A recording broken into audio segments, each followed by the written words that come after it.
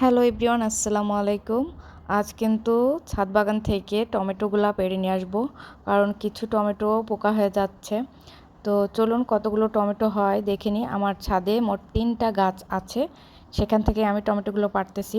তো প্রথম 2টা দেখলেন একটু পোকা ধরে গেছে, তারপরে যেগুলা বেশ ভালোই আছে, কাঁচা থাকতেই আমি টমেটোগুলো পেড়ে নিচ্ছি।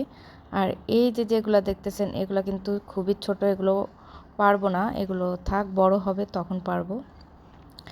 আর এখানে একটা গাছে একটা টমেটো ছিল, আমি কিন্তু সেই টমেটোটাও পেড়ে নিয়েছি। আর অন্য একটা গাছে কিন্তু অনেকগুলা টমেটো রয়েছে, আমি সবগুলাই পেড়ে নিব। আর এই কাঁচা থাকতে টমেটোগুলো পেড়ে নিচ্ছি, কারণ পেকে গেলে পচে যাচ্ছে এজন্য। আর এই টমেটো কিন্তু চচ্চড়ি করে খেলে অনেক মজা লাগবে। আর আমার মুরগিগুলা কিন্তু আমি বিকালবেলা ছাদে ছেড়ে দিই, আর ওরা খুব খুশি হয়। আর এই যে দেখতেই পাচ্ছেন, ছাদটা ভরে ওরা ঘোরাঘুরি করতেছিল।